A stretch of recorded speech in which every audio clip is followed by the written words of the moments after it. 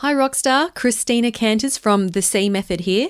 I'm currently on maternity leave and taking a break from the podcast, but I'm excited to share with you a selection of best of episodes, which are some of my personal favourites from the standout Get Noticed back catalogue.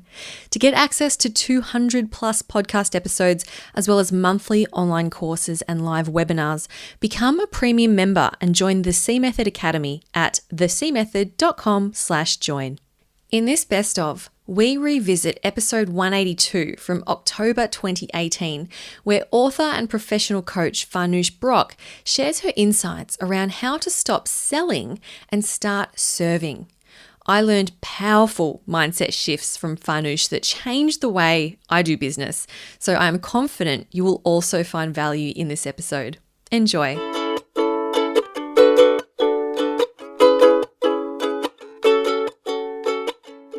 Today on the podcast, we were talking about this concept of what is a serving mindset versus a selling mindset.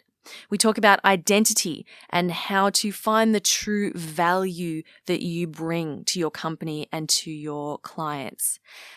So if you really struggle with this idea of being able to sell yourself or talk about yourself in a way that feels good, then this is a must listen for you. We talk about so much juicy stuff in this episode. So show notes for this episode will be at thecmethod.com/Farnoosh. That's Farnoosh spelled Farnoosh. And I'll put links to the show notes and where you can find Farnoosh's book in the description of this of your podcast app. Okay, now let's meet the wonderful Farnoosh Brock. Now, when she first started her coaching business, Farnoosh also disliked this idea of selling. So my first question to her was, where did her mindset around selling originally come from, and how did it impact her? Here's Farnoosh. When I went to school in college, we as engineers, and I do talk about this in the book, we used to make fun of marketing and sales majors because we had such a prestigious intellectual major over here, science and technology and engineering. And so that mindset, unfortunately, is how most of us look at selling. It is not as intellectual to be selling. It's not something we want to be involved with. And the same mindset carried me through what was a good, successful corporate career. But when I started my company, it did not serve me, no pun, to feel that way about selling. And Can you explain tell us about your company that you started? Sure. So we started Prolific Living Inc. in 2011. And today I work with business owners, leaders, professionals. And my specialty is right now to help them change the conversation they have with their prospects, with their clients that they hope to continue working with, from selling to serving. And we also have a number of programs and products and books online. But when I started my program, I learned every aspect of running a business, Christina, and I certainly tried to incorporate marketing and sales in the traditional sense into my business because I understood that it is it's an essential, it's a non-negotiable, but it didn't feel good. And so the traditional ways of pitching or the sales tactics that come from a scarcity mindset, I would do them because I felt I had no choice. And it did create some level of success, but there was this compromise that I didn't feel like I was at integrity. It didn't feel good. Can we just dive deeper there? You mentioned scarcity mindset. Can you explain what that is and what was running through your mind as you were having these sales conversations? Yeah, so that's a good one to go into because I see when we focus on a selling agenda, whether we do it overtly or at the back of our mind, in our subconscious, when we are in a conversation, we have a sales agenda. And that comes from focusing entirely on our own needs, which then compromises the needs of your prospect. And also it comes from the place of, oh my God, I have to close this client because who knows when is my next client or my next prospect. And I use the word prospect, and that is, just to define it, it's for people who have yet to buy from you. They may never buy from you. These are people who are interested in your products, in your services. And if you're in the professional world, and I do want to talk about that application as well, it's you. You are the brand. So the market is interested in you and the value you bring to the workplace. And so if you feel who is in front of you, the opportunity in front of you is one of the few that you will encounter, you will feel a sense of mild panic, like you really need to grab it and have it. And that mindset is the scarcity mindset. It's the there isn't enough opportunity out there for me mindset, which really sets us up in a poor way.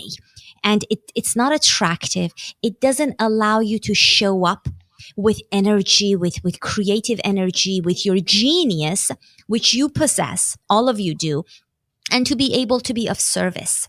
It robs you of all of that versus the serving mindset, which fortunately I stumbled on some great role models in the coaching profession, and I adapted this. I put it into practice because I was very skeptical at first, Christina, and I saw it work. And so did the members of my mastermind at the time. We were just experimenting. And so the serving mindset is the opposite of scarcity. The serving mindset shifts the attention from you, the person who is offering your gifts, to the person in front of you, to their needs, to how you can help them in any way possible. And this is really good news if you're an introvert, because we don't want the spotlight on us. We want the spotlight to be somewhere else so that we can relax and be of service. And you know how to be of service. You don't need to go to a class to learn, oh, this is how I serve, this is how I help. You know how to do that, but you feel that may not be enough. And so we have to resort to this selling technique. So in the book, I'm going to say this and then turn it over to you. But in the book, I talk about changing the mindset and then the approach from the selling, the scarcity, to the serving, the abundance. And the serving abundance, the way they relate is that you believe that if this person in front of you, this prospect, doesn't work out, there is more than enough people out there who can more than use your services. And so you're relaxed. You are at your best. You are here to see if you can be of service, if it makes sense for them. If it doesn't, they move on, and you are available for the next prospect with that abundant mindset. Absolutely. Is that helpful? Yeah. Yes, for sure. Thank you for defining the serving mindset and scarcity as well. Mm-hmm. So this could also apply to someone, say, in a job interview, would you say? Mm-hmm. Mm-hmm. Absolutely. Yes, let's talk about that, because the selling, it applies to us, all of us. You are selling yourself, your own worth, your contributions, your value, your ideas, your insights, or if you're in business, your services, your products, your brand, what have you. So if you are going for a job, if you're hoping to secure a new job and you are at an interview, if the thought in your head says, I really have to get this job. I really have to get this job. Nobody has called me for the last 3 weeks. I need to get this job. There may not be another job for me. That is the scarcity mindset, and it's normal to feel that way. And I would say if you are feeling that way, get curious about the influences around you. Who is making you feel that way? What is making you feel that way? Is it a certain website? Is it a certain person? Is it a certain cultural element? So that you can at least become aware of it. But if you feel that way, you are in a scarcity place. And I promise you, no matter how brilliant you are, you will do poorly on that interview. And that's not fair to you. Can you just share how, we'll just dive into how, if when we have that scarcity mindset of thinking, oh, I have to get this job, Yeah. how does that manifest itself in how we communicate and show up? Yes, great question. I knew you would ask great questions. So, yes, how? What does that even mean? And I have to tell you, I come from a very technical background. So, all of this, I was very skeptical with how a mindset can actually manifest in physical form and then actually affect my interview results. But I have experienced this where you believe something, and that belief it changes your energy. It changes your voice, your tone of voice. You may not notice it, but your tone of voice, if you are normally enthusiastic, it's very hard to be enthusiastic when you are worried and in a place of scarcity. And so you show up to this interview with a brilliant resume, a great number of skills to bring to this job, but your voice, if you're in person, your eye contact, it will be affected. Your body, your shoulders may droop. You may not show up with energy, with zest, with vitality, and the interviewer will pick up on that. Those are the intangibles that are huge deciding factors. There's some statistics about your body language being much, much louder than the words and the tone of voice combined. So just your body language alone, before you say anything, could decide how the interviewer will vote on you. And all of that comes from the beliefs that you carry with you.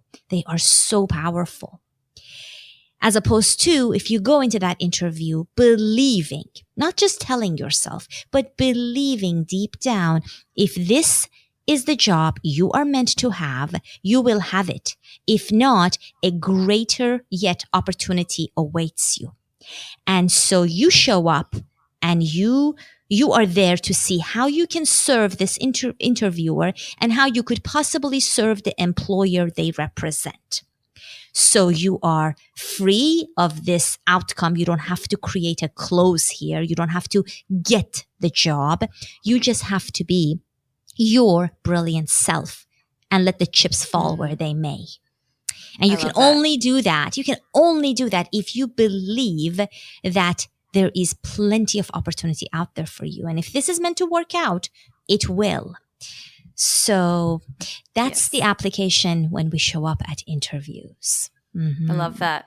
And something very powerful that you taught me was in order to overcome this scarcity mindset, was to love all prospects, yes or no. So to go into a conversation with a prospect and think to myself, whether they say yes or they say no or they say maybe, I still have so much love and compassion for them, and I wish them all the very best in their journey. And that really helped me to go into these conversations with a strong abundance, serving mindset.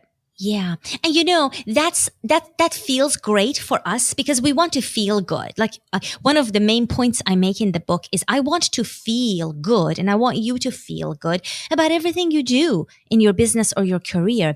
But beyond that, Christina, what you just said, loving our prospects, whether they want to work with us or not, that creates this deep trust and connection with the person. It's like a gift because it is so rare, and you will be surprised how many more opportunities that alone will bring you in so many different ways, because it's not black and white. You close, you win, you don't close, you lose, or you get the job, you win, you don't get the job, you lose. That's very black and white. There are so many, many ways that opportunities can come back to you. If you make an impression on your interviewer, but they just can't give you the job because there is a criteria you do not meet, fine. This person, if you've made an impression, will speak highly of you to someone else, and everything is so connected. Don't be surprised if it comes back to you in another way, in a bigger way. Farnoosh, let's talk about value. I'd love to hear your thoughts around how we can better know the value that we bring to our clients or to our company in order to then be more effective at talking about what we do. Yeah, fabulous question. So value is how you see yourself. How you see yourself and how you believe others see you or should see you. So for instance, if you are in the corporate world, let's take that example, and I spent a lot of time there, you may see yourself as just a project manager. I hear this phrase so much. I am just a project manager. That innocent sounding phrase alone says you see your value as something that can be repeatable by others, that it has no uniqueness to you, that it is small and insignificant, and that you want to hide it. You don't even want to talk about it. So now you may not mean anything by that. It may just be a phrase you use, but the words you use do imply a lot, and you have to be careful. And so the value that we see, that's the way we see ourselves, is really something that I've never learned until I started my business, and something I hadn't even thought about. And so one way that I like to encourage you to think about it, let's say you are willing, but you have no idea where to start, I would say, look at the work that you have done, say, in the past decade. And if you're too young, then think about the last 5 years, all right?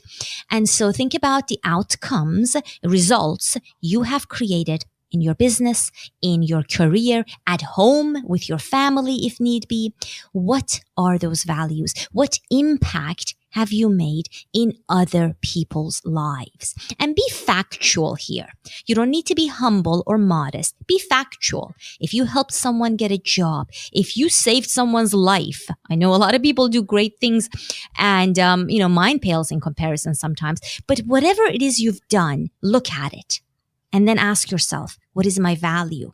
Have I made a difference? How many differences have I made?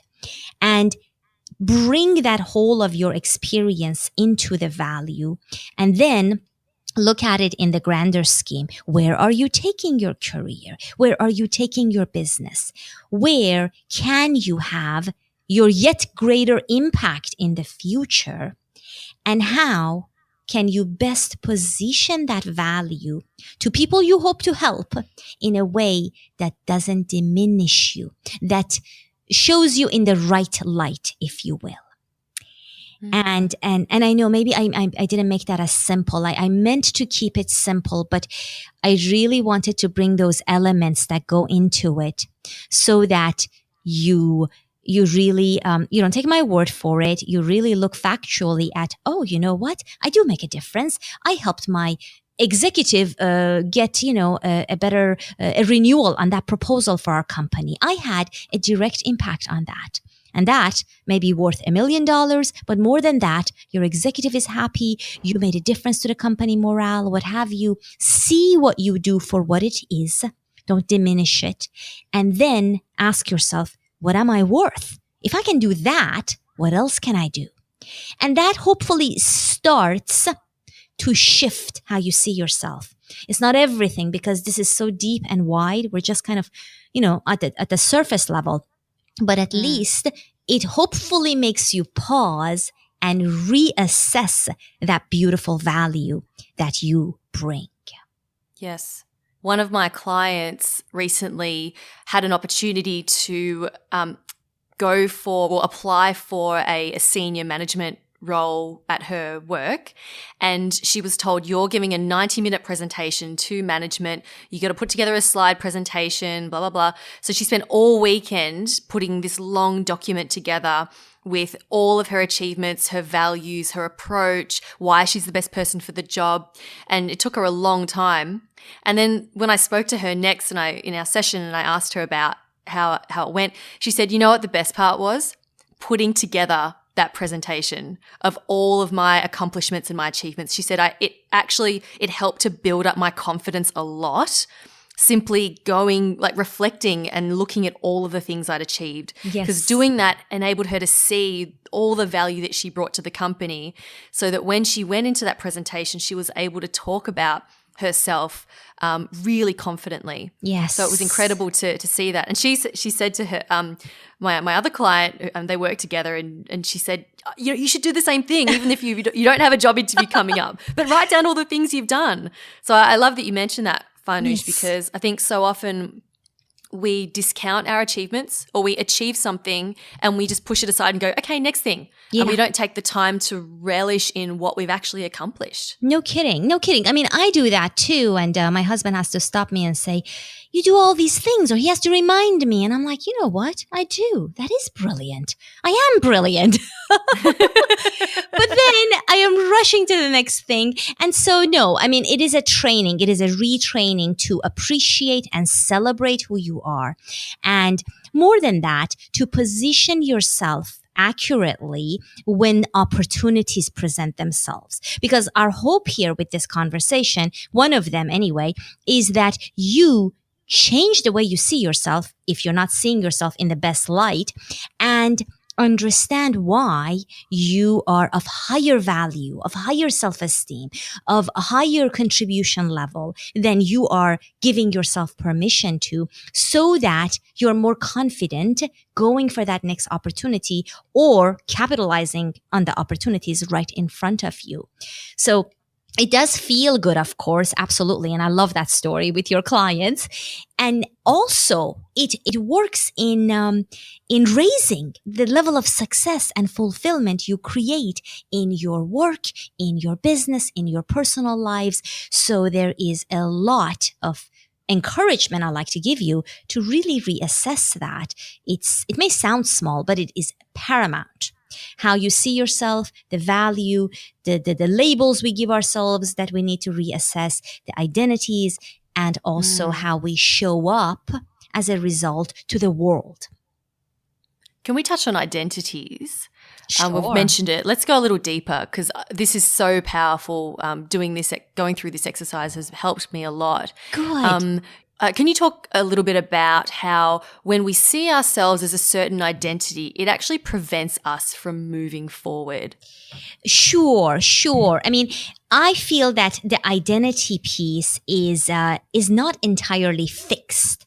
So, for instance, you started as an architect, Christina. I started as an engineer. And after that, we had our careers, and then we started our businesses. And so if we held on to that identity of, I am just an architect, I am just an engineer, I happen to be running a business here, but I'm just this, because that's my identity, which was true when I was in engineering school, but it's not today my only identity. It cannot be, because I am also running a business. I am coaching people. I'm writing books, and you're, doing all the things you're doing, which is beyond an architect identity. And I think the thing that gets a little tricky for people is that they believe if they trade that architect engineer identity, so forgive my examples, you may have been whatever else, right? Or you may have started as whatever career. If you give that up, or rather you feel you have to compromise that in order to be more, in order to be a business owner, in order to do accounting in your business, in order to go become a speaker. And I talk about how that is not the case. You are expanding that identity and you're adapting it to your day-to-day activities today versus 5 years ago, 10 years ago, 20 years ago. And that is okay. You're allowed. You are allowed and capable, intellectually capable, to be many things and be very good at them. And so that's kind of how I approach the identity piece of this, because it does play a role in serving versus selling. And it definitely plays a role in the value, which we just finished touching upon. So just to clarify, if someone identifies as being one particular type of person and they're going, let's say, I'm an architect, and so I'm a designer, I'm a creative, I'm not a salesperson, if that's the identity, that then when we go into a prospect conversation, that will then impact us in our ability to serve, because we're in there thinking, I'm not a salesperson, so there's no way I can do this well. Yes. And that phrase, I really discourage you from ever using it. In fact, my approach is just forget selling. You're not here to sell. Let the selling take care of itself. So you don't need to be a sales person at all. But yes, anytime you disqualify yourself that way, first of all, it is extremely unattractive to the person in front of you. You may think you're being humble, but I think what happens is we actually come across as less qualified, as less of a professional. If you're not good at sales, but you're running a business, would I really want to hire you? Like if you're giving me the impression that you don't know how to do this part of business, I don't know. I mean, somebody else might, but I would actually pause. So be careful what you say. But yes, that mentality certainly isn't true at all, because your ability to serve and help people is perfectly solid, and you just show up and you do it. But I feel that anytime you disqualify yourself, you are doing yourself a huge disservice. Of course. Oh, it's like when people get up to speak and they say, "Oh, I'm not good at public speaking."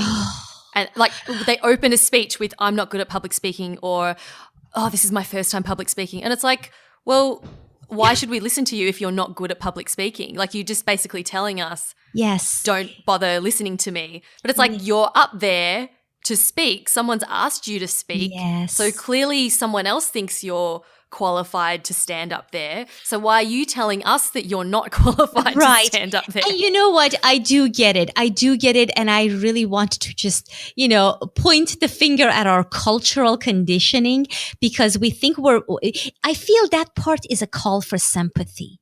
Like we are saying to our audience in that example, Christina, please have sympathy with me. Don't judge me. I'm not a good speaker. I want to put this disclaimer out there. And instead, it has an unintended impact. We will look at you a different way. We lower our expectation. We wonder if maybe this might be wasting our time. It doesn't have the intended intention, but I think it's a call for sympathy. And I have compassion for people who do that because they don't know any better. They don't know how that is hurting them and not helping them. And so I hope your listeners take that on and then kind of do a self-assessment. Do I do that? You might be surprised. You may not even know, because you're so used to using certain phrases in your speech, you don't even hear it. And so it's good to ask a friend we trust, do I use this language? Do I come across as disqualifying myself all the time? And let them tell you. And if you do, just, give yourself a big hug. It's okay. But maybe start changing it and see how that change creates different results in your life. And if you like those results better, then go for it. You don't have to take our word for it, right? Yes, absolutely. I'm a big one for go out and try it. Test something out and see what happens. Exactly. Love it. Farnoosh, we need to wrap up soon, but I do want to ask one more question. For people who are listening to this and they're feeling inspired to get out there and start adopting a mindset that's going to serve them and serve the people they're speaking with, what would you say would be their first step? What's one thing they can do moving forward? Sure. I mean, we talk about mindset first in the book. So in the serving mindset, I talk about mindset. And by that, I mean the way you think. So it's really nothing that you do. It's just you think about how you see selling. That element of the business, a very essential element of it. How do you see it? When you say it, when you think about the fact that it needs to be done, how do you feel? What are the words that you use? And are those words positive? Are they neutral? Are they negative? And so I would say you're doing a self-assessment first just to see where you are, where your thinking is rather. And we all know how we feel about something. You don't have to tell anyone, but you can be honest with yourself. And then ask yourself if that is helpful. And what is it that you need to do to change that? What are some options that you have? I really believe just starting with how you think about something, and this applies to anything in life. When you are stuck in some place, change the way you are thinking about it and get really curious about what other ways you could think about it and still achieve your results. So it's about being very much stubborn about your goals and where you want to end up, but being flexible with the approach. And if your thinking hasn't got you where you want to be, you can change that thinking. And if you like more of what I'm talking about, then I talk about that at length in the book, where we really tackle the mindsets that you need to come from a place of serving and just forget about selling, but still do it in such a way that the selling organically happens if it's meant to be, if it's the right fit. Love it. Thanks, Farnoosh. Yeah, you bet. So I know you talked a little bit about your book. Would you mind giving us a brief overview? Sure. And I'll do the short version because I know we need to wrap. So it's called The Serving Mindset. Stop selling and grow your business. And we really talk about how you stop selling and how you adopt 5 mindsets, which then tackles all the associated limiting beliefs. What are the things you believe that are just not serving you well? And we talk about the practical applications of these in your business, career, your life. How do you actually take a mindset and apply it to, say, a dialogue, a conversation, an interaction, a relationship, and make it really practical, because I'm all for practical, tangible, actionable. And we give you a lot of stories. Christina's story is in the book. I have some other case studies for you. And we have a lot of insights that I would say are rather unexpected, because they were unexpected to me as I discovered them, and also simple and accessible for you to apply. So I hope that helps. The publication date is November 6, 2018. And I believe it will be available on online stores, Amazon and Barnes & Noble. Or you can just reach out to me, and I'll see what I can do to get you a copy. Love it. Thanks, Farnoosh. Where can people find you? They can find me at Prolific Living online on Twitter, Instagram, Facebook, LinkedIn, and farnooshbrock.com also is my website, or prolificliving.com. So lots of ways to find me. And I look forward to connecting with your listeners, Christina. Thank you for having me. I really appreciate it. You're very welcome. Thank you so much, Farnoosh, for joining me on the show. Thank you. Cheers. Big thanks to Farnoosh Brock for being so generous and sharing all of her wonderful insights with us this week. You can learn more about what she does and her work at farnooshbrock.com, or simply visit the show notes at thecmethod.com/Farnoosh. All the links will be in the description of your podcast app. Now, if you've listened to this episode and you've thought to yourself, wow, I have a friend or a colleague who could really benefit from hearing this, who would love to learn how to start serving and stop selling, then please do share this episode with them. You can even get their phone out for them and show them how to subscribe to the Stand Out, Get Noticed podcast. That would help the show a lot. And that's all from me this week. Thank you so much for spending some time with me today. Keep on being awesome, and I'll talk to you next week. My name's Christina Canters, and this has been Stand Out, Get Noticed.